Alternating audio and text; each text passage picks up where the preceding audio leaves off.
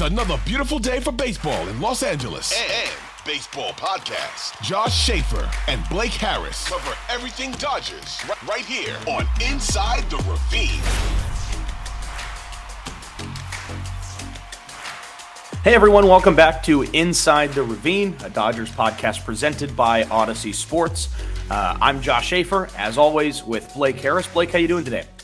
Doing fantastic, Josh. It's great to finally be back in beautiful LA after being gone for a week in Arizona. Unfortunately, the Ontario rain said, no, you shall not leave the state of California. It would have been ideal if you would have had a road game like down in Tucson, so you actually could have made it happen, where you could have actually joined the ASU reunion / Super Bowl trip and actually knocked some work out of it too. But unfortunately, work is top priority, so you couldn't make the trip. But I'm back and overcoming a slight flu. Luckily, didn't get COVID, but I guess when there's, like 20 million people in one city all at once, you're bound to get something. So we're overcoming it, hence why you're hosting today. Well, you look good. So, well, thanks, Josh. You look great too. Actually, thank you. Actually, the Ontario rain did say you can leave the state of California. We just didn't go to Arizona. So yes, yeah, you went to beautiful games. Nevada. Yeah, beautiful Henderson. I saw you guys posting you guys went to the Waste Management Open out in Scottsdale, and I saw a couple of the guys posting something like heaven and just like so beautiful from like the 16th hole, and I wanted to be like, yeah, I'm gonna post that from Bakersfield. I'm just gonna copy and paste all of those posts and then post my own photo of Bakersfield and throw that in there. But yeah, so you guys went out to Arizona, not for spring training, unfortunately. But did you plan on making a trip out there during spring training?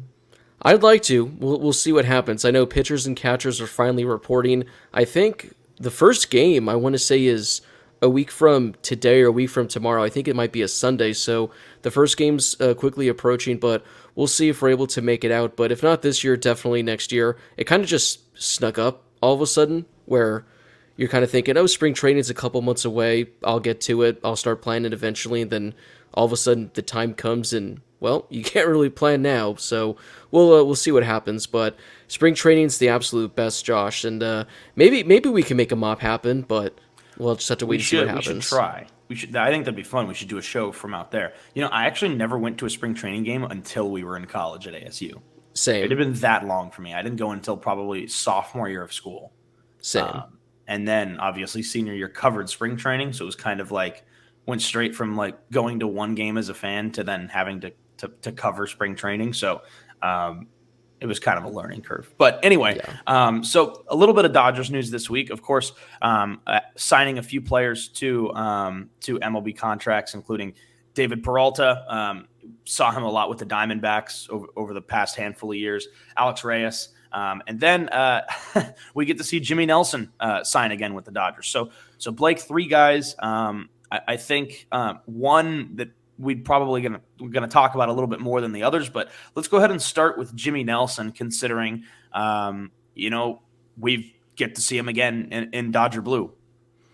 Yeah, Jimmy Nelson, this is one that kind of like all of a sudden flew under the radar. I don't think it was even reported until yesterday, and I think the only reason it was reported yesterday was when all the guys were down there. I think there was a tweet saying, yeah, Jimmy Nelson has a clubhouse in the Dodgers locker room, and myself and I think everyone was like, okay, was there any point this offseason in which there was like a tweet that said the Dodgers signed Jimmy Nelson? Because if you guys remember, he was on the team technically last year. He was on the 60-day IL, missed the entire year. And then I think he was one of the casualties this offseason. The Dodgers, I think, released him back in November, and then you just didn't really think much of it. And Jimmy Nelson is back, and I guess you could say this is his third stint, Josh, even though he only has a brief sample size with the Dodgers. Last time we saw him was 2021. He was actually pretty good, but then he went down with an injury, missed the rest of the season. Like I said, missed all of last year. I believe he's healthy, ready to go for 2023. So I like it. It's, I think, like a contract worth $1 million with some incentives. So if he's able to replicate what he did in 2021, I think this is a fantastic addition to the Dodgers bullpen that makes it even stronger. Yeah, you say third stint, but again, really, if he, from a statistical standpoint, it's really only his second because obviously he didn't play it all last year. Yeah. But yeah, like you said, I mean, back in 2021, he was really good. Through 29 full innings, an ERA below 2. So he was pretty good for the Dodgers back in 2021. He's going to be 34 now. So when the season comes, so he's 33 right now. But about mid-season in June, he'll turn 34. But again, he was good for the Dodgers in the past. He could be good again. So I think, especially getting him at 1.2 million, and then those incentives and those bonuses allow him to make up to 4. So obviously that's a pretty team-friendly deal too. And obviously if it works out close to what happened in 2021, I think it's a steal for the Dodgers. Yeah. I was going to say, when looking at his numbers as a whole, so he appeared in 28 games back in 2021, 1.86 ERA, incredible, 1.89 FIP, 0.93 WHIP, and he was averaging 14 strikeouts per 9 innings. So again, small sample size, only 29 innings, but he was really, really good. And again, if he's able to not exactly replicate that, but kind of maybe give the Dodgers a version of that as their 5th or 6th best option in the bullpen, for a couple million, that's a fantastic signing. The next signing that the Dodgers made was for pitcher Alex Reyes, somebody who, again, we didn't get to see last year, was not on the Dodgers, but we didn't get to see last year. He spent his entire career up to this point as a St. Louis Cardinal. He's 28 years old, and the last time he pitched was in 2021, and he was an all-star. Josh, would you like to take a guess as to when his last pitch was and who it came against? Well, I have that up. So for the sake of not just giving it away, I'll go with what's a fun one. His last pitch would have been 2021. I'm trying to think of something fun. His last pitch was against Madison Bumgarner. That is a great guess, Josh. But unfortunately, that is not right. Correct. That is not correct. His last pitch came in the wild card game against the Dodgers to Chris Taylor. Yes, it did. Tough. Yeah. Welcome to the Dodgers. I was trying to think of something that would top that, but I have that in front of me, so I was thinking, what would be interesting? Another pitcher? I feel like I dropped the ball. I feel like I couldn't. I should have just let you. That was a good one, Madison. That's a good guess. I mean, to be honest, I kind of initially, when I heard the news, forgot that he was the pitcher that allowed that home run to Chris Taylor. Now, Josh, I like to think I have a pretty solid memory when it comes to like the Dodgers and everything, but I couldn't tell you, like, barring it being just something insanely crazy, like when certain players have certain hits, home runs against certain pitchers, I usually can't remember. Everyone else has this insane memory. Like when the Dodgers acquired Chris Martin, I didn't remember that he was the one that allowed that home run to Cody Bellinger in the 2020 NLCS in Game 7. Everyone else remembered instantly off the top of their head, and even with Alex Reyes, I didn't remember initially that he was the one that allowed the home run to Chris Taylor. So when I saw the news, the first thing that pops up is, oh yeah, Alex Reyes gets to make his return to Dodger Stadium, and I was like, oof. So I guess the Dodgers just have a knack for acquiring players that just allow like historic home runs in Dodgers franchise history. So I guess we'll have to wait and see who the next pitcher that allows a home run to the Dodgers is in the postseason, and they'll be a Dodger in 2 to 3 years. Okay, well, on that, you know what? I was going to transition, but before we do that, obviously, we'll touch on Alex Reyes a little bit. Like I said, he's 28. He last pitched in 2021. Obviously, the last pitch he threw was in that wild card, but he was pretty good that season for the Cardinals. He appeared in 69 games and had a 3.24 ERA out of the bullpen. Very nice. So a decent bullpen piece for the Dodgers, but he hasn't pitched in a while. Yeah, and it looks like he's likely not going to see the field anytime soon. I think the latest that I read was that he's probably going to be out until at least the All-Star break. Might come back before then. So again, this is another move by the Dodgers. You're getting a guy. I think he has a pretty interesting contract where I think it's somewhat cheap. It's like $1 or $2 million, but with incentives, it can get up to like a total of 10 million over the next 2 seasons. But he's still, like you said, only 28 years old, was an all-star closer the last time we saw him. ERA of 3.24, averaged 12 strikeouts per 9 innings, had 29 saves, back in 2021. And if you look at his baseball savant page, he's essentially like 95th percentile or higher in essentially every main category you can ask for.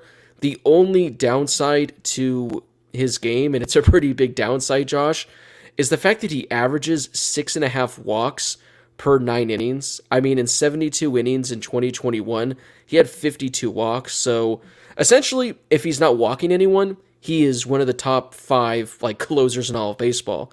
The problem is you're most likely walking if you're facing him. So if the Dodgers are able to get that walk rate down from like 6 to maybe 3 or 4, which is still not fantastic, but it's cutting it in half. Again, this could be another move for the Dodgers bullpen that turns out to be just an insane addition, especially given the cost at what they got him at. Yeah, and like you mentioned, he's a low risk, high reward type player. And that's what you get with Jimmy Nelson, and that's what you get from the next guy that we're going to talk about too. But do you remember what the injury was for him that kept him out all of last season? I do not. I'm sure it's something really interesting though. So he had a shoulder injury, and that's when like his game started to dip a little bit in 2021 or in 2020. And then he lost like the closer's job like super late in the season. Just because he had some like lingering thing in his shoulder. And then in the offseason, he was like working back from the injury going into last season. And then he had like an MRI to like check up on it or whatever. And then he had like a frayed labrum in his shoulder that required like stem cell like rearrangement. And that's what kept him out the entire season. So again, he's somebody who hasn't pitched in a while, but he's part of that high reward, low risk kind of, side of, the team right now, along with Jimmy Nelson and the next player that the Dodgers signed. And this is one that I thought was super interesting, and I've been excited to talk about with you. David Peralta, former Arizona Diamondback. So he's 35. He's played for 9 years. 9 of them, he's appeared in 9 seasons with the Diamondbacks, but obviously he played with Tampa last year after the trade. But so he's a veteran. He's been around for a while, and he's played a lot against the Dodgers.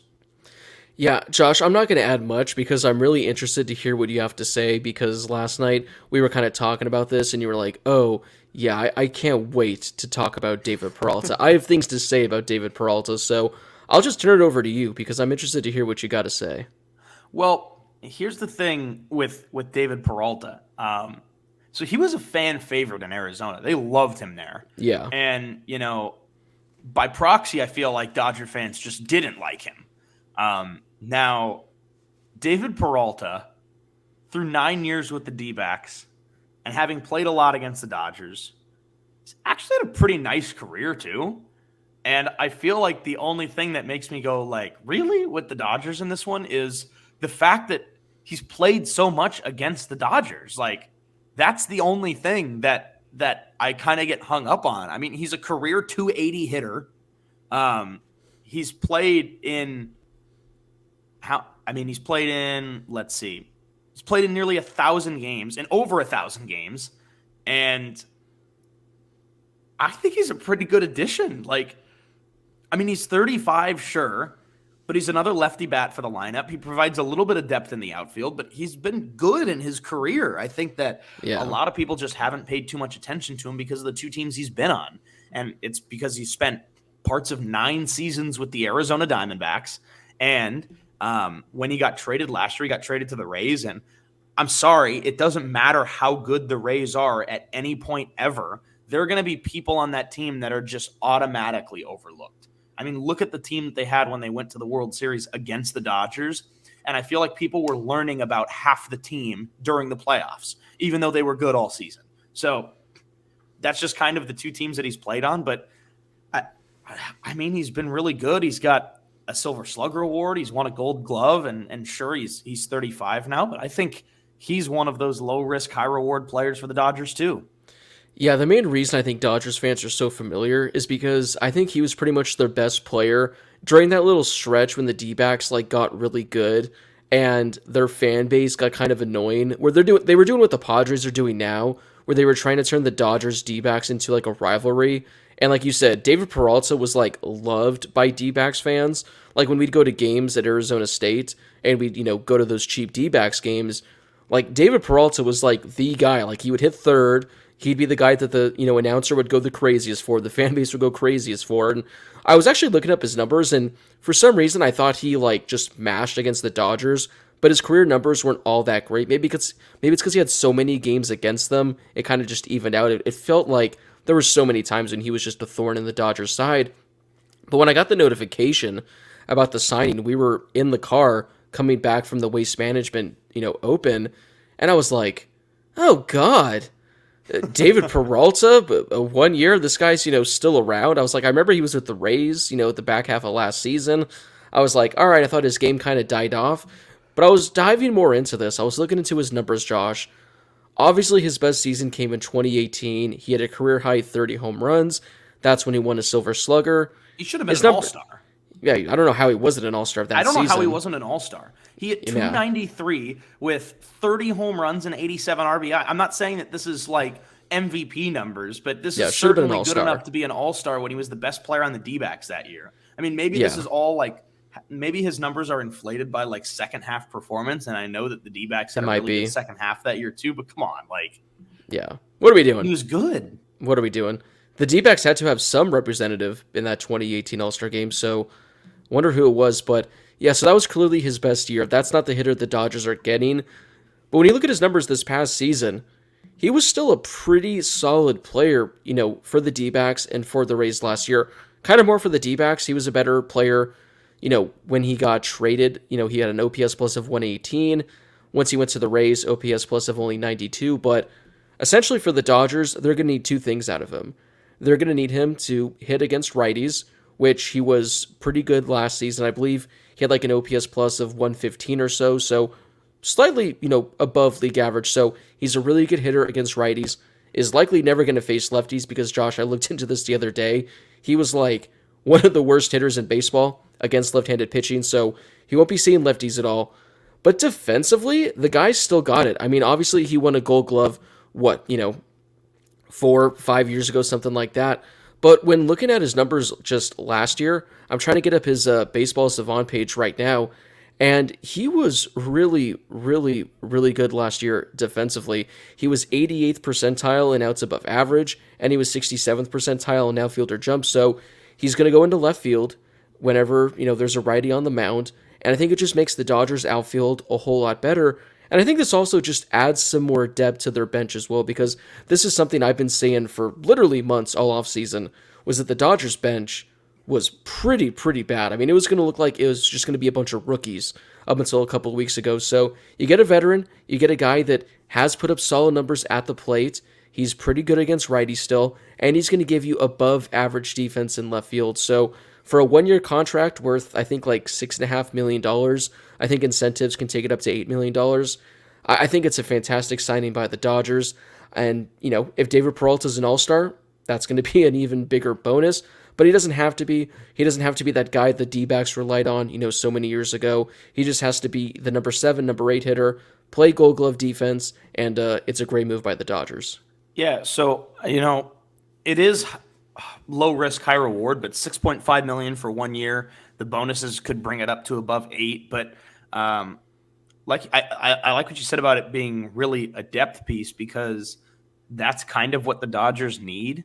And this isn't like a random, no disrespect to Hanser Alberto, we love him, but this isn't like a plug and play Hanser Alberto whenever there's an opportunity to. Like right. David Peralta is somebody that can come off the bench, or you can slot him in, that really adds to the depth and is a legitimate Major League Baseball player in a different way, a legitimate player who's played a ton of games, and it's different from, I feel like, guys like Hanser or even Albert Pujols, where Pujols was somebody like at the end of that season who would come in and would be a great option to just kind of slot in there, especially as like a pinch hitter or something. But he was kind of, towards the tail end of his career too. But David Peralta, sure, he's 35. He's a veteran. He's been around for a while, but he's had a really good and consistent career too. I mean, he's been really consistent throughout his 9 major league seasons. And I think that that's something that bodes really well for the Dodgers going into this year is the consistency, the depth that he adds. And sure, you're not going to see him face too many lefties, but he's somebody that can give you reliable defense in the outfield, and against right-handed pitching, he can be pretty good too. So before we take a break though, Blake, I pulled up the 2018 All-Star game, which was at Nats Park in DC. So the Dodgers had 4 representatives. The D-backs had 3. Interesting. Before we get the Dodgers, so the D-backs had no starters. They had 1 position player and 2 pitchers. Can you guess who those 3 were? I'm trying to think of the timeline. Was Goldschmidt still there in 2018, or was he gone? He was. All right, so he was still there. So we need another. Again, it's one of those simple things where for some reason you just can never remember. So Goldschmidt was there. So this is 2018. So you said it was 1 position player and 2 pitchers? Correct. Boy, I'm sure these are pretty obvious, but I'm absolutely drawing a blank. So I'll immediately turn it over to you. So the position player was Goldie. So Paul Goldschmidt was the 1 position player from the D-backs. The 2 pitchers, one was Zach Greinke. Oh, that's right. The other was Patrick Corbin. Oh, God. Yep. All right. Back when he was good. Yeah. Can you name the 4 Dodgers? There was... Four Dodgers. So this was 2018, so I think that's when, so Kershaw was probably 1, I assume. There was one. So there's 1 position player who was a starter. There was 1 position player who was who earned a final roster spot. And then there are 2 pitchers. All right, I'm going to go with Kershaw, Kenley, Justin Turner, and I think that's when Matt Kemp might have made. Actually, no. I think, Matt Kemp. Yeah, he did a pretty good first half. I'll go Matt Kemp. So you've got 50% of them. Okay. Matt Kemp was the starter. That boy. Matt Kemp was an all-star that year in 2018 for the Dodgers. You got Kenley Jansen. Kenley was an all-star. The other pitcher is not Clayton Kershaw. Oh, was it the final vote? This is not the Justin Turner year. I will say Trey Turner was a. Oh wait, was I think in that okay. final vote. All right, let me reel it back in. I'm going to bring 2 final more. Okay, we're going to go Yasiel Puig and Hyun-Jin Ryu. No. Oh boy, you missed out. So you give up? I give up. The last roster spot went to Max Muncy. Oh, that's right. And the last pitcher for the Dodgers was Ross Stripling. Oh, that's right. Boy. Ross Stripling and Matt Kemp were all-stars in 2018. Boy, that's... Right? That's... I was going to say, that's a good way to stump someone, because... I thought the Matt Kemp would be like the tricky one, because I was like, I remember he was good, but I forgot that he started the All-Star game because of how good he was. Yeah, but, I mean, you look at the starters for the All-Star game and you're like, okay, right. Yeah, no real complaints when you look at the first 5. And then you look at the bottom 4. So Matt Kemp was in there. Bryce Harper was in there. But Matt Kemp, Nick Markakis, and Brandon Crawford were starters in the All-Star game. Yachty was on the bench. Buster Posey, Real Muto, Votto, Albies. Scooter Gennett was an all-star. Eugenio Suarez, Lorenzo Cain, Yelich, and then the pitching staff is pretty good. Oh my God, Mike Fultonevich, Sean Doolittle, DeGrom was in the bullpen. Jeremy Jeffress. Yeah, there are a few all-stars here.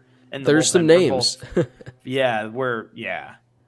But I mean, you look at future Dodgers, and then you've got some good ones. Blake Trinan, Max Scherzer. Obviously, Greinke this is post Dodgers for Greinke, but Trey Turner was on there. So yeah, Manny Machado at the end of the season. Mookie Betts. and JD Martinez. There you go. A lot of Look at that. former Dodgers on there. One final thing, Josh, I just want to quickly add before we wrap this up and you send us to break. I looked up David Peralta's first half last season with the D-backs, so this was essentially up until the All-Star break. He had 11 home runs, had an OPS of 800, and a WRC plus of 117.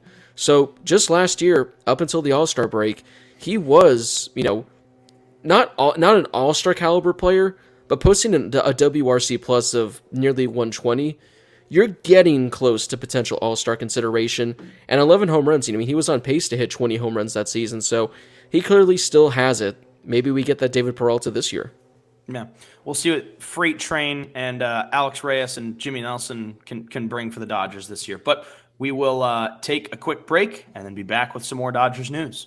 All right, Blake, so we've got some of the signings down, and now time to talk about some more Dodgers news that came out really within the last week or so. You and I actually did a Dodger Stadium tour last week. Can we talk about that for a second? Yeah, okay, yeah. How awesome that was. So first off, for those out there that have yet to take the Dodger Stadium tour, make sure you do so. But two, if you're taking the Dodger Stadium tour, do whatever you can to get Josh as your tour guide. Not me. Now, I was going to say now, Josh, unfortunately, you don't have enough time in your hands to work the Dodger Stadium tour. So when you ask for Josh, you're not going to be getting this Josh. You're going to be getting an even better Josh that gave one hell of a tour. I mean, it was an insane tour. I've done the tour in the past. It was years and years ago. Unfortunately, there was like some high school showcase going on the field, so we couldn't go on the field. We couldn't go into the dugout. But Josh, I'll just say tour guide Josh, he said, you know what, we can't do that. Why don't I add something to the tour? So he took us down pretty much into like the old visitors clubhouse where he said no one ever gets to see, pretty much essentially. They just keep this to have it look cool. We went down like these old hallways that he said essentially only visiting players get to go down. We got to go into the visiting bullpen. That was really pretty cool. We got to tour pretty much everywhere else in the entire stadium. So shout out to tour guide Josh for making all that kind of stuff happen. And Josh, again, we talk about knowing our stuff when it comes to the Dodgers and the history of the Dodgers. He knew pretty much anything and everything there was about the Dodgers. No matter what you asked him, he seemed to have an answer for. Yeah, he was super informative. He was really fun to talk to, and it was great because, and I told him this afterwards. I feel like I know a lot about the Dodgers, just in general. And then I feel like you know even more about the Dodgers. But then I feel like he completely blew you out of the water, right? Yeah. Like it was crazy, and the stuff that he knew and the cool things we got to see in the ballpark. And of course, some of those things are things that you've seen before. I mean, we went to when you go into the press box for anybody that has been up to that suite level at Dodger Stadium. So behind home plate, you obviously can't see home plate, but you're inside in this room with high ceilings, and basically the suite, like the premium level, is on either side, but you can still access the area that would be basically behind home plate where the entrance to the press box is. Anybody can go in there. So you've probably been in there, looked around, seen a bunch of the cool stuff that they have in there, and then really not noticed what some of it is. And that was cool to kind of have him, showcase that to us. So it was really neat. Going down into the visitors bullpen was awesome. And the sun was setting while we were there. And that's the last place in the ballpark that has to fight with the sun. So that's why it's the visitors bullpen. So it was cool going down and seeing a bunch of stuff like that. I actually got that right. He asked why we thought that the bullpen was right there. And I took a wild guess because I thought, wow, the sun is really bright right now. So there you go. But yeah, it was a great time. So if you get a chance to take the Dodger Stadium tour, the guys from inside the Ravine, definitely recommended. Tell them we sent you. They won't know what that means, probably. Josh will, but... Yeah, when you go to the ticket booth, say, Inside the Ravine sent us, we want Josh. And if they say Josh isn't working today, then you leave and you find out when Josh is working, and you make sure that he's your tour guide. But then also tell him Blake and Josh sent you as well. He'll understand it. But no most likely, one else will have any idea what you're talking about. But so when you pull into the Dodger Stadium parking lot, and the guy asks you, what are you here for? Like, don't tell him Blake and Josh sent you, because then he'll probably turn you around. So hold off on that. But once you see Josh, you let him know. Yeah, there you go. Again, not me. Yes. Anyway, the news that we were talking about, Fernando Valenzuela will get his jersey retired by the Dodgers, something that has been a long time coming. And I know that Dodger fans have a knack for complaining when guys don't get their jerseys retired. I mean, it took Gil Hodges, 50, 60 years to get his jersey retired, which it finally was last year. But of course, the Dodgers have that Hall of Fame rule. But this year, Fernando Valenzuela, and so that's something that's really cool. Yeah, so for those quickly that don't know like the rules behind it, the Dodgers do have a rule where they only retire a player's number if they go into the Hall of Fame as a Dodger. So yeah, like last year, Gil Hodges got his number retired because he finally went into the Hall of Fame, having last played for the Dodgers in I think 1962. So literally 60 years after he suited up for the Dodgers, he finally got his number retired.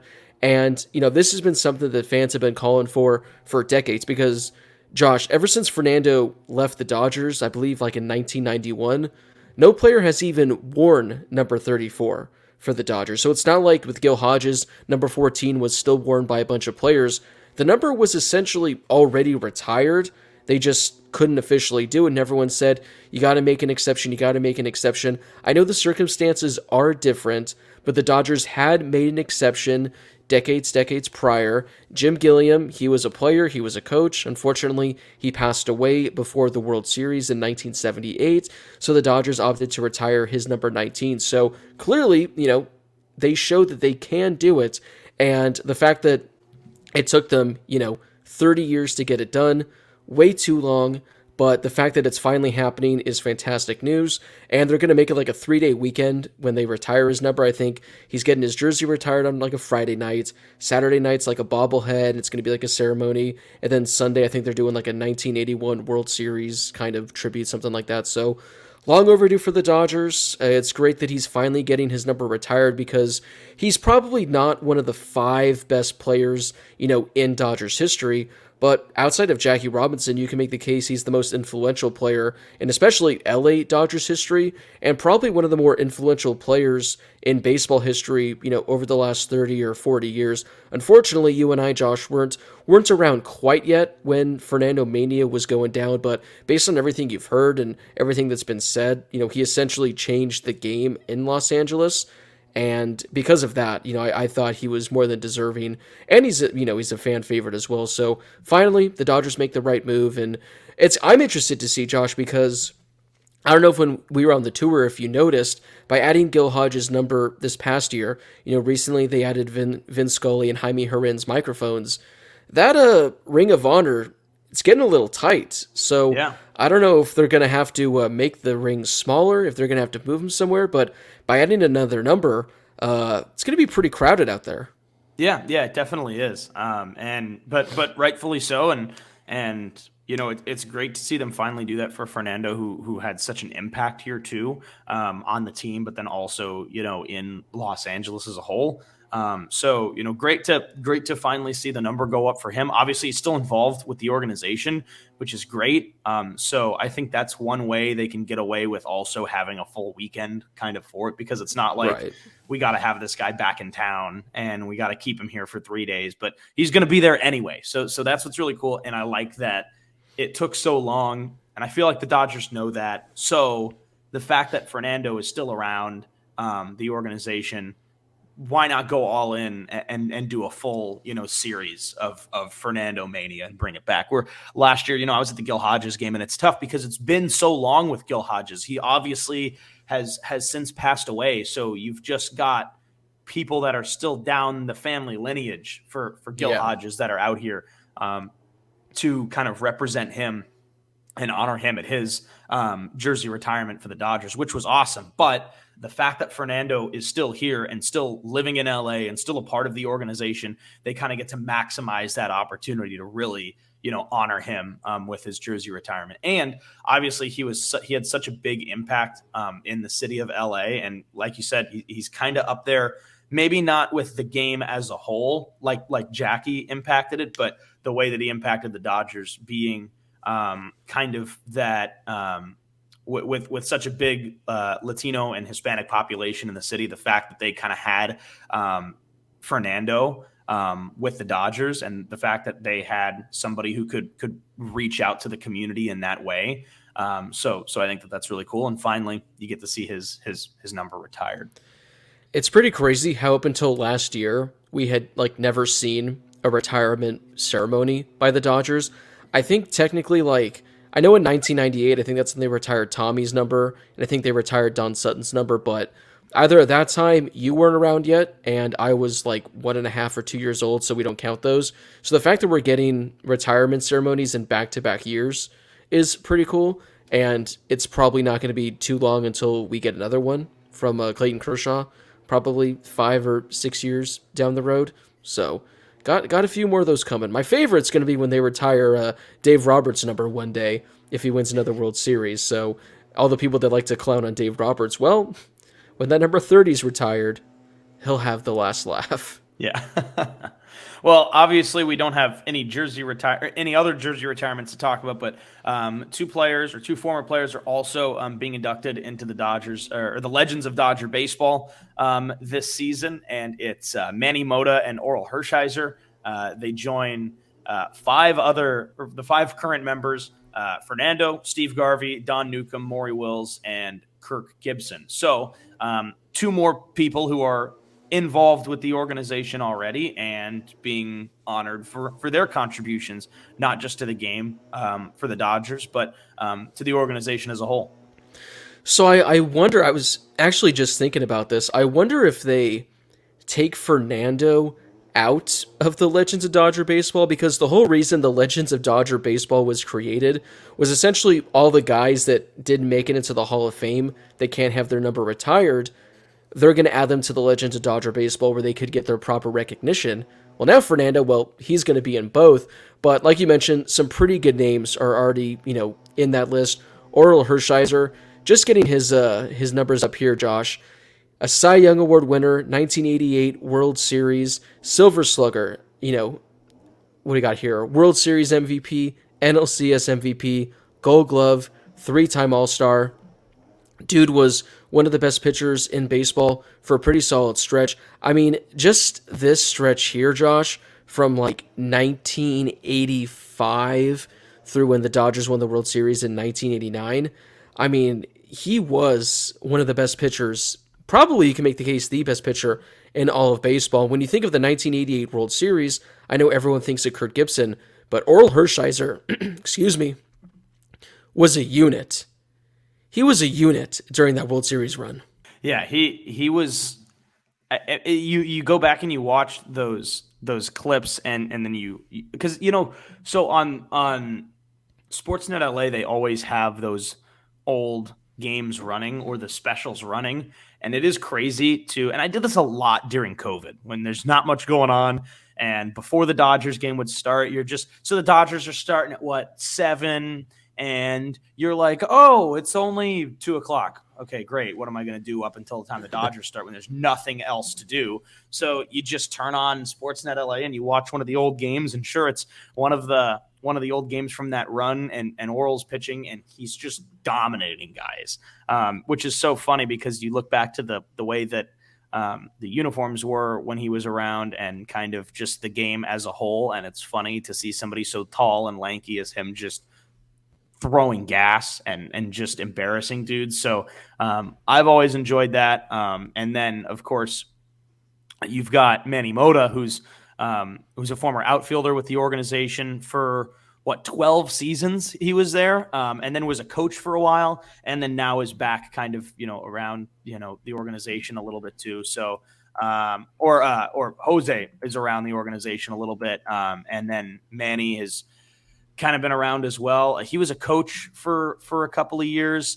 So really cool to see him being honored as well, for somebody that had such a big impact for the Dodgers back between 69 and 81 or 82, or something like that. And he actually came over with Maury Wills too. So in a trade. So I think that's really cool to see. Yeah. I mean, like you said, he played 13 years, with the Dodgers, and he's pretty much been involved in the organization ever since. I mean, he still like goes to almost every game. I can't remember if he like still officially has some sort of title, if he's like still technically employed by the Dodgers, but like he's been one of those guys that just, hangs around, is still impacting the team like on a day-to-day, a year-to-year basis. So again, the numbers, they're not necessarily worthy of, like you said, getting into the Hall of Fame. Even his numbers aren't top 15, maybe top 20 at all in Dodgers history. But when you think of, Dodgers greats, Manny Mota is one that comes to mind. So I'm glad the Dodgers, they discovered this way to, again, if they're not retiring guys' numbers, they're finding ways where they can honor them for a night. They could be in this Legends of Dodger baseball thing, and I think they knocked it out with these two. I'm shocked that maybe they haven't added a third yet, because I know usually every year I think they have 3, so maybe they'll add a third later on, but we'll have to wait and see. It's going to be kind of fun in like 20, 30, 40 years from now, when it's like, oh, Dodgers announce Chris Taylor is added to Legends of Dodger baseball, where it's like, see, kids, that was my guy back in my day. Hello, fellow youngsters. Yeah. Yeah. He was one of the Spanish broadcasters for the Dodgers too. I think he started doing that back in 2014. Well, with Sportsnet, because he was doing games on Prime Ticket on the Spanish broadcast. Throwback to the old Prime Ticket days. I've still got that theme song rattling around in my head too. So, hey man, yeah, that's when we had Steve Lyons and yeah. My favorite part, and this is like totally just off topic, is on like NBA Twitter and NBA Instagram. Everyone is in love with the Charlotte Hornets broadcaster, because this guy goes absolutely insane on every random, just like basic call and play that happens in the second quarter. And I'm just like, remember when that guy was the Dodgers play-by-play guy like 10, 15 years ago when they were doing road games when Vince stopped doing them, and he was like pretty mellow? I remember he had like a few pretty kind of insane calls, but like, I guess you're a lot more tame doing baseball, but I'm like, this is the same guy that the Dodgers were kind of grooming to take over the reins, and instead they said, all right, go call Charlotte Hornets basketball. We'll bring in Joe Davis. Yeah, who is it now? It's Eric Collins. Yeah. That's who it is. Yeah, Eric Collins. Yeah, I forgot about that too. I totally forgot about that. That's hilarious. But yeah, I mean, Prime Ticket, man. Good sometimes times. when I'm doing prep for games, I'll just put on like random music in the background, and sometimes I'll just put on like sports music and just theme songs for different networks, just rolling around and around and around. So sometimes I get lost in that, and then go back and be like, oh man, this takes me back to watching a USC San Jose State football game in 2009. Yes. But yeah, so Petros on the call. Yeah, Petros Papadakis. Yeah. You guys are pretty good friends. Right? No? Sure. I just feel like oh no, we're not. I wish I was. I want to be friends with him. You guys seem like you would be great friends.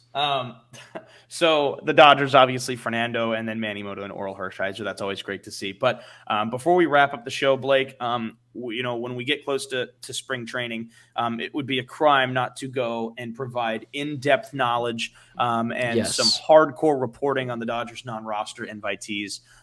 So we have the list in front of us, or at least I have it in front of mine. Who kind of stands out for you on the non-roster invitees? Maybe give me one that's an obvious one and one that's not so obvious. Yeah, so I loaded up the page, and I kind of want to go down the list, talk about some of these guys. We'll start at the pitchers. Going down, I mean, obviously a lot of these names, unless you're like a hardcore baseball fan, you're not going to recognize a whole bunch. Obviously, the few that stand out are Bobby Miller, Gavin Stone. These are the Dodgers' top 2 pitching prospects. They're not going to make the opening day roster, barring injuries to the starting rotation, but I'm very interested to see how they look facing, some major league talent, because they're going to make an impact at some point in 2023. It's just a matter of when. So those are 2 guys I'm really looking forward to seeing. Yeah, obviously, I think those are 2 that stand out because they are players that I think obviously will at some point not be non-roster invitees, especially somebody like Bobby Miller, who I think we've talked about a lot, and Dodger fans are really excited to see.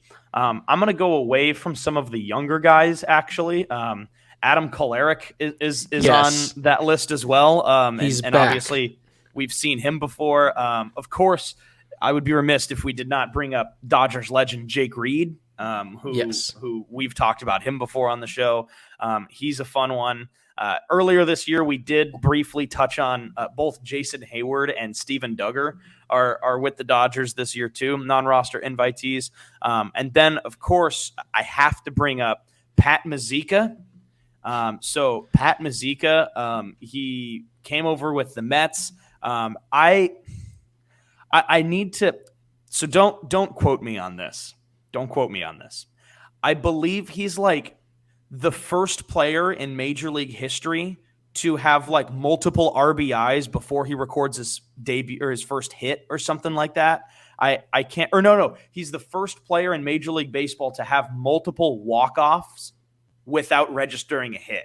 Like he had an error, he had a fielder's choice, he had like a sac fly, like 3 games in a row or something like that for the Mets a couple of years ago. And also he's one of the Hatters from Stetson University, and in 2014 he was a Chatham A. So there it is. I was waiting for it. I was like, okay. Immediately when you said the name, I'm like, he's definitely a Chatham A. But then you go off on this thing about how he set some record. He was like a first. I'm like, all right, maybe Josh just somehow discovered this when looking up stuff on Twitter, and he thought it'd be a cool nugget, and he's listing all this stuff off, and then there it comes at the very end. He was a Chatham. Josh, how do you even know he was a Chatham A? Like, how? Because you said, 2014? See, 2014 Chatham A. 2013 he actually played for Kiewit, but that's not important.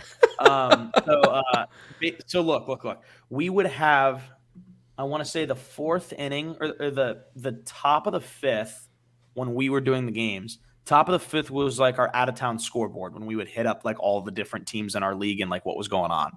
Well, the bottom of the 5th was, maybe it was the 4th. Not that it matters, but it was the bottom of the 4th that was our MLB scoreboard. And we wouldn't just do the Dodgers are beating the Giants 3-1 in the 5th. The Red Sox beat the Orioles 7-0. Like we wouldn't do that. We would hit the Red Sox because they were relatively close to Cape Cod. There were a lot of Red Sox fans out there. We would also hit the Yankees. Helped that my broadcast partner was a Yankees fan, so if the Yankees were winning, he'd throw the score out there. But we would also go and look and see where all of the Chatham alumni were and what they did that night. So that year I was there was like Todd Frazier's last like pretty good year in the bigs. So like Todd Frazier was always in there, Chris Bryant, Evan Longoria. Like we would hit all of those guys very early on and be like, oh, Evan Longoria had a home run and 3 RBIs or something like that. And then and we also had a document that we would update throughout the season of every single player that was in Major League Baseball. And then we would kind of like if somebody got promoted or somebody got called up, we would like add them to the list. So we just continued to update that. And then during COVID, they didn't have any broadcasters that year really because there was no season that was played. So one thing that I did was I constantly updated that MLB alumni list for them because obviously COVID that season was so weird. I would update that list and I would send it out and share that document with whoever was still with the team so that they always had it. So that's how I became aware of Pat Mazika. And we would do like little like when I was there, we would do like alumni things or we'd like put out on social media, we do like an alumni hit. And I remember there was a walk-off from Pat Mazika that we like edited and made into like something we would use on our broadcast for like that date in team history or something like that. And then he made his debut with a walk-off. I believe he had a walk-off fielder's choice in his major league debut in like extra innings. So Pat Mazika. I did not think when looking at non-roster invitees, I thought we were going to be talking, in depth on some of these guys, but instead we're talking about catcher Pat Mazika. Hey, when he's at the plate, I'll be taking notice. I'll be paying attention. Dodgers need to have a third catcher in AAA that they can count on. Maybe it's going to be Pat Mazika, Josh. Maybe he'll be the guy. I'm telling you, Stetson University in DeLand, Florida, has like a pretty solid list of Major League Baseball alums that includes Corey Kluber and Jacob deGrom. Like, yeah. There are some That's good former Stetson hatters. So oh just boy, throwing that out there. We yeah. used to we had a couple of those when Oh we were up boy. there. Not Well, Pat I'll Mazika, obviously, let but me get us back on track to maybe some players who maybe again, if you want to keep an eye on Pat Mazika, by all means go ahead. There are a couple other ones I briefly want to mention. When looking at the pitchers, one is Nick Nastrini, who was the Dodgers I think 4th round pick in 2021. Only 22 years old. He did go to UCLA, Josh, so he already does have that flaw in his game, but he was pretty good last season, in the minor league system. In 116 innings, had 169 strikeouts, and there are a lot of, people out there that like to talk about prospects that think this is a guy that could be a potential top 100 prospect by this time next season. So I'm interested to see how he looks. Another one I'm pretty interested in, he's not a minor leaguer. He's a guy that's actually been in the big leagues for a handful of years, and that's Jordan Yamamoto. Now, he came up with the Marlins in 2019, was pretty solid to begin his career. Then kind of his career didn't really go that great. He was with the Mets in 2021, didn't appear in the big leagues at all in 2022, but early on, this was a guy that a lot of people thought would be a nice young pitcher for the Marlins, so maybe the Dodgers were able to tap into something with him. I mean, I think he's only 26 years old. Yeah, he's only 26 years old. So he's a potentially interesting one to keep an eye on. But the one I'm looking forward to the most, Josh, is going to be the outfield battle because the Dodgers still need probably an additional outfielder. And they have a number between Jason Hayward, Bradley Zimmer, Steven Duggar. So I think those are going to be 3 guys that are going to be fighting for spots because we talked about this earlier in the show. But Alex Reyes is likely going to miss the first half of the season. So when he's eventually placed on the 60-day IL, there's going to be an open spot on the 40-man roster that I'm pretty sure is going to go to one of these guys. So I know it might not be too exciting to the casual fan, but for those that are deeply invested in, all things 40-man and all things guys fighting for roster spots, Bradley Zimmer, Steven Duggar, Jason Hayward, the battle between those 3, I think, is actually going to be a lot of fun. yeah, and obviously Steven Duggar and Jason Hayward are definitely more recognizable names too. And Bradley Zimmer, he's 30 he's 30 years old. Hayward is like 32, 33, and Steven Duggar's like 29 or 30 as well. So 3 guys that have been around for a while and are all fighting for a roster spot to continue, their careers. So I think that's going to be something that's interesting to watch too. And, real quick, you mentioned Nick Nastrini, and you were right. So he's a 4th rounder out of UCLA. Something that I really like about him is in a very short amount of time, he's kind of been everywhere except for OKC in the Dodgers system. So He started out in Arizona, really only appeared in 1 game, and then spent some time with Rancho that season after being drafted. So he was drafted. It would have been right before the summer in 2021. So went out to Arizona for a game and then came over to SoCal and was playing with the Quakes. And then this past year, spent almost the whole year in Great Lakes, but still made his debut for Tulsa in AA ball. So we've seen him pretty much everywhere in the Dodgers system, in the minor league system, other than Oklahoma City. And Right. he's been pretty damn good everywhere he's been too. And he was really good at UCLA. So interesting to see kind of what happens with Nastrini. He's a guy that, so when he was at UCLA, he wasn't phenomenal. Actually, his first year, he was really good. And then his later seasons weren't as good, but he was also really good in summer baseball too. He was another Cape League guy. He also played in the West Coast League. And that's kind of where I think that the Dodgers like to see his tools, showcased a little bit more. So we've seen him kind of everywhere. He's a name that definitely falls behind guys like Gavin Stone and Bobby Miller and obviously Ryan Pepio, who we've talked to. So I still think that he's somebody that we could see in the future. And I think probably a full season, maybe in either AA or AAA would do wonders for him this year and kind of see where that leads in the future. Yep.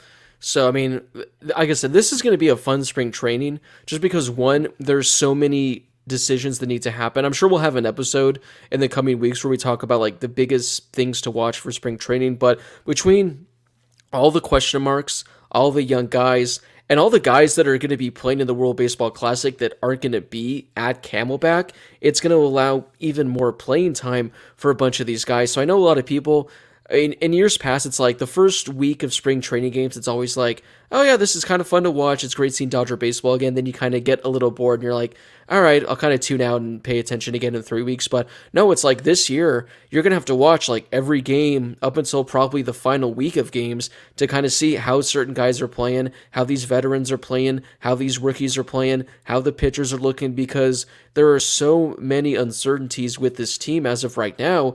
It's going to be one hell of a spring training that I'm really, really looking forward to this year. Before we wrap up, Blake, we've got a few minutes for some questions. You want me to fire a couple at you? Oh, great. I didn't even bother looking. So if you're saying we got some, let's hear them. Let's hear them. I love being on this end of the Q&A. Yeah. All right. So we'll start. We'll go over to our Twitter questions to start. Alex wants to know, do you think Max Muncy will return to form in 2023, especially with the help from the shift ban? 100%. I think we talked about this in our last episode. One of the questions was like, which Dodger that sucked last year do you think is going to be a lot better in 2023? And Max Muncy was like the easy candidate. I mean, in the second half of the season, he was kind of returning to form. He was looking like the Max Muncy of old, and especially now with the shift being out of the way, I think Max Muncy, I'm not saying he's going to be an all-star. I'm not saying he's going to be an MVP kind of player, but I think it's safe to say, Josh, we could put a lot of money down that he is going to be significantly better than he was in 2022. Yeah, I agree, and I think that that's something that I briefly touched on before. And when we look at the Dodgers roster, and I think a lot of people were saying like, "Oh, well, this guy's leaving, and this guy's leaving, and this guy's leaving. Is this going to be a rebuilding year?" And I think the obvious answer is no. And part of the reason why is because Max Muncy, as we talked about earlier this show, is an all-star just a few years removed. Came through in some big moments last year for the Dodgers, put it together at certain parts, and had some really good stretches of the season. But yeah, for the most part, last year was obviously a down year, and it has been recently. But again, I think this could be a big year for him, and especially if you have that shift ban, things could be a little bit more in his favor. Let's see. We've got another one here. We can keep this one short because it's kind of along the same lines, and we've definitely touched on this before, but no reason to skip over it. What role are the Dodgers expecting? This one's from Steven. What role are the Dodgers expecting Chris Taylor to perform or to play in this year? Is he going to be super utility again, or is he going to be a vital starter? Yeah, I think Chris Taylor, when he's at his most valuable, is when he's kind of like a super utility, when you could put him in left field, when you could put him in center field, when you could put him in the infield. Chris Taylor, it was his worst season with the Dodgers last year, but he dealt with, I think, numerous, different injuries. It wasn't like one injury kept him out. I think he battled numerous injuries. So if he's able to stay healthy, I think he's going to go back to being that, Swiss Army knife kind of option for the Dodgers where you can place him anywhere, you can hit him anywhere in the batting order. Because, this is a guy, when he's right, he was an all-star just a couple years ago, and that wasn't a fluke. He deserved to be an all-star. So the fact that you have a guy like Chris Taylor who has shown he's capable of being an all-star caliber player, and he's shown his value, I think, again, just like, with Max Muncy, I think he's going to have a bounce-back season in 2023. Yeah, I think you're right. And again, like the same thing with Muncy is it's the same kind of impact where, he's only a year or two removed from being an all-star and from being one of the Dodgers' most important players. So I think that he's going to go back to kind of fill in that role again this year. Horatio wants to know, how about grading our current roster, 1 to 10, 10 being the highest for hitting, defense, starting pitching, and bullpen. And again, you can go over kind of quickly since I guess we don't really know. Right.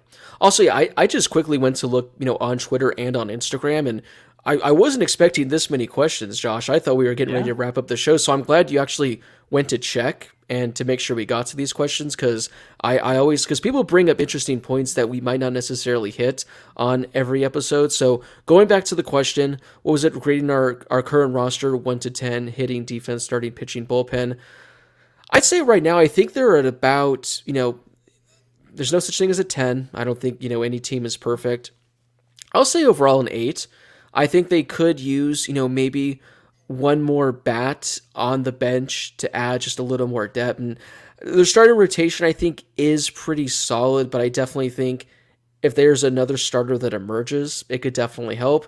I say the bullpen's at 10 as of right now. I think that's the only thing that's perfect for the Dodgers. But overall, I mean, I saw some tweet yesterday. Someone replied to me saying, this is a team that's going to win 84 to 88 games. They'll be the second wild card. Like, people are going to be shocked when they win probably 95 to 100 games and exceed expectations. So I'll go 8.5 overall as a team right now. Yeah, I completely agree. I'll go with like a 7.5 for both bats and for the rotation, with the possibility that they can be even better than that. We just don't really know right now. Again, I mean, we have some questions about the starting rotation, but at face value, looking at it, even when it's not at full strength, I look at it and think this could be very, very good. Like I think that you look at the Dodgers starting rotation and you think that if guys perform to like what they're capable of, they legitimately have a chance to be the best rotation in the division. Like they could if guys perform. But yeah, I think the Dodgers starting rotation is perfectly fine. I think the lineup is perfectly fine. And I like what you said, the bullpen, I'm giving it a 10. I think the bullpen looks awesome going into the season. It was good last year. It was good the year before that. So we'll see what we get this upcoming season from the bullpen, but I like what I see so far. Combining our last Twitter question with an Instagram question, we've had a few questions about this. What are the chances that Diego makes the big league roster this season? Does that impact Will Smith at all, or does Will Smith impact that? And also, where does Bobby Miller fit into the mix in that same kind of situation? Yeah, this is going to be one that I'm sure is going to have Dodger Twitter just going absolutely nuts all season, because Diego Cartaya is going to be putting up insane numbers down in the minors, but he still needs more time down there. He did, I think, get to as high A this past year, so he's probably going to start the season in Double-A, has to play there, has to play in Triple-A. If I were to guess, I only think Diego Cartaya sees big league action if it's in maybe August or September, if there's an injury to either Will Smith or Austin Barnes. But for the most part, the Dodgers aren't going to need him just yet. They're not going to want to carry a third catcher. So even though he's going to be putting up insane numbers and Dodger fans are going to be calling for him, I think 2024 is the more likely outcome. But like I said, if there's an injury, I think we see him in 2023. And what was the part you asked about Bobby Miller? Just will Bobby Miller also be in the mix for the Dodgers at the big league level? I think there's a better chance we see him earlier than Cartaya, just because there is going to be an injury in the starting rotation. There is going to be someone that goes down and has to miss time. Obviously, Ryan Pepiot is a guy that's probably going to be the next man in line, and then maybe guys like Andre Jackson, maybe guys like Landon Knack. But if Bobby Miller is lighting up the stat sheet down in the minors and the Dodgers need a starting pitcher, it seems like he's going to be pretty tough to keep down. So I'm going to say maybe by the All-Star break. After the All-Star break's kind of like a good guess by then, because he does need a little more time in AAA. He only made a handful of starts down there, so I'll say All-Star break could be kind of good. Yeah, I agree. Josh, how about this really quickly, though? I was going to say you've asked the questions. How about I turn it to you for some of the final questions that I'm looking at on Instagram right now? How about we flip the roles here? Sure. And this is a fun one that I want to get to first and foremost, and it was what number? This guy actually comes from Fight Guy 724. What number is Shohei going to wear next year once he's a member of the Dodgers? Now, Miguel Vargas did just change his number from 71 to 17.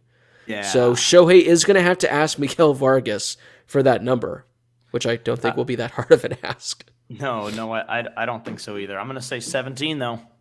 That's what I'm going to stick with. And no, Miguel Vargas should not be wearing number 71. So no, by all means, change the number. But we'll see if Shohei does come next year. I think 17 is the number, right?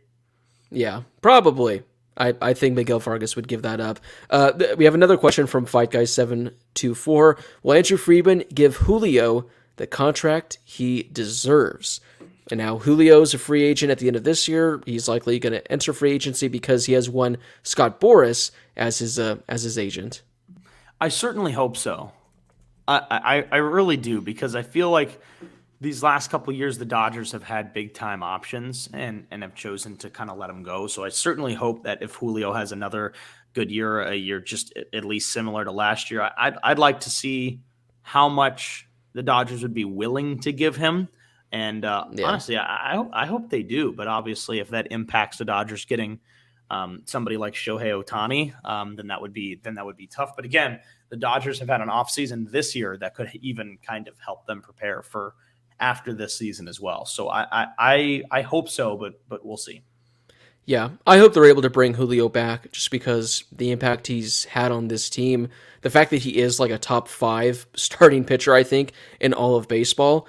And I think he's going to be I'm not going to say he's cheap, but I think whatever contract he signs is going to be somewhat less than what he actually deserves. Like, if we're being real, like, he deserves a contract from 250 to 300 million. If he has another good season, you can make the case he deserves 300 million, but he just doesn't seem like the kind of pitcher that would get that, and I don't think he does. I think he maybe gets above 200 million, but then again, his agent is Scott Boras.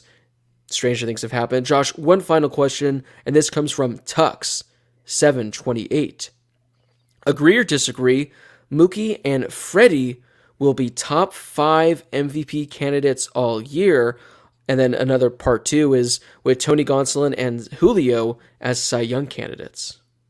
I'm not going to necessarily agree or disagree. I'm going to say likely versus unlikely.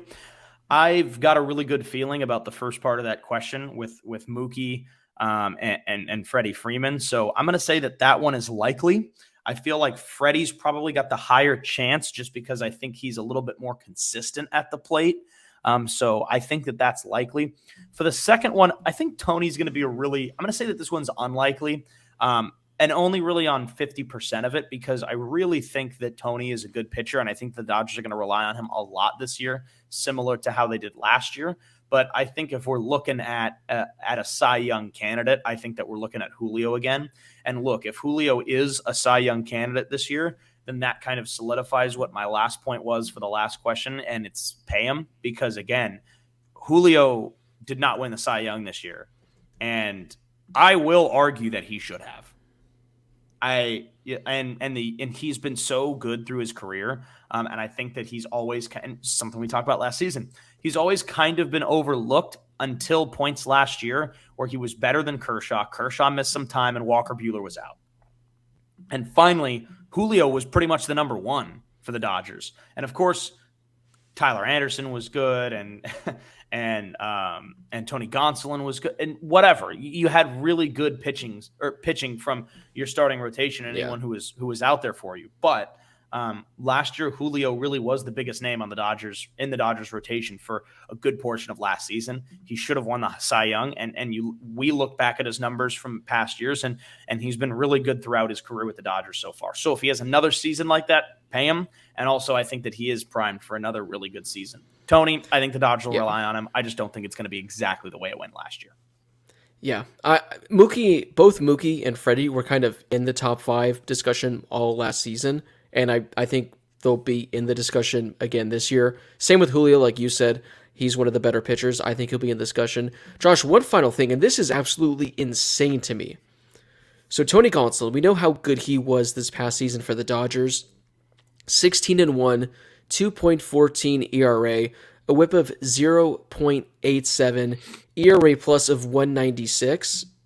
Maybe I just didn't pay much attention after I saw Julio finished, I think, 3rd in Cy Young voting, I want to say. Well, let me see if it was really quickly. Yeah, he finished 3rd in Cy Young voting. Tony Gonsolin didn't receive a vote for the Cy Young at all. He didn't get any Cy Young votes, and I don't know, not that he needed a first-place vote or a second-place vote, but how does he not get one single vote with the season he put up last? I didn't realize that, and that's insane to me. Yeah, it's and I think it's just the name. He's just not the flashy name. Like, I'm looking at this right now. Kyle Wright got votes, and again, he had a pretty good season for the Braves. Logan Webb got votes. Ryan Helsley got votes. I mean, among all the players that, got Cy Young votes, Josh, let's see, there were 12 players in the National League got Cy Young votes. Tony Gonsolin had a higher ERA plus than 10 of them. So, I don't know. That just seems crazy to me. Like, he had a better ERA plus than... He sustained it. He's all sustained season. it all season, though. Like, Yeah. he was 16-1. He was 16-1. His ERA was at 2.14. His ERA plus was 1.96. And his strikeouts per 9 innings were 8. Yeah, 8.2 like, and was an ooh. all-star.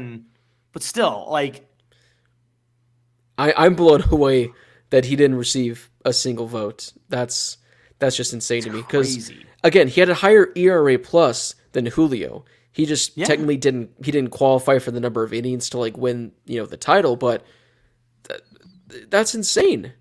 Yeah, but he's like, exactly like maybe he doesn't have the innings, but 130 innings where he sustained that all season long is worth something. He would have won the ERA title had he had qualified for innings, because Julio won the ERA title with a 2.16 ERA, and Tony Gonsolin had a 2.14 ERA. Again, I get that Julio, pitched 35 more innings, but what are we doing, man? How do we get a vote, Josh? We've just taken these takes from past seasons and just argued about them today. Like, David Peralta should have been an all-star in 2018 when he was with the Diamondbacks. And now we're like, Tony Gonsolin should have got one Cy Young vote. This is ridiculous. Cy Young voters, what are we doing here? Like, come on. Like, Logan Webb, Kyle Wright. Like, I know I'm pretty sure Kyle Wright, the reason why he was so brought up was because he won 21 games. But, like, a 3.19 ERA, 3.58 FIP, 1.16 WHIP, and this guy's finishing top 10 in Cy Young voting. Like, voters, they don't know ball. I'm going to leave it at that. Well, on that note, I think that's where we're where we're going to wrap it up for this episode. So again, you can follow the show on Twitter, Instagram, and TikTok at Inside the Ravine. Make sure you go back and listen to some of our recent episodes and stay up to date with all the content we're putting out on our social media channels. And you can listen wherever you get your podcasts. Just search Inside the Ravine, presented by Odyssey Sports. You can follow Blake on Twitter at Blake Harris TBLA. I'm at Josh. No, not anymore, dog. We've changed the handle. Really? We've changed the handle. Episode? It might have been. I can't remember, but the handle has been officially changed. Wait. Hold on. You can follow Blake on Twitter at Blake H. Harris. There we go. Blake H. Harris. Yes. What's your middle name again? Umberto or something? You were close. It's Hoherd. Oh, Hoherd, right. Yes. Why didn't you go Blake Hoherd Harris? Well, unfortunately, Twitter apparently has like a max limit. You can only have a username that's like 15 characters. So Blake Hoherd Harris would have gone a little too over the number. That's tough. Did you know that because you looked and tried, or just you already knew that? I tried with another username that didn't work because it was 16 characters. And I was like, dadgummit, what are we doing here? Wow, that's something I have not heard in like 6 years. But yeah. All right. You can follow Blake on Twitter at Blake H. Harris. I am still at Josh Schaefer 25.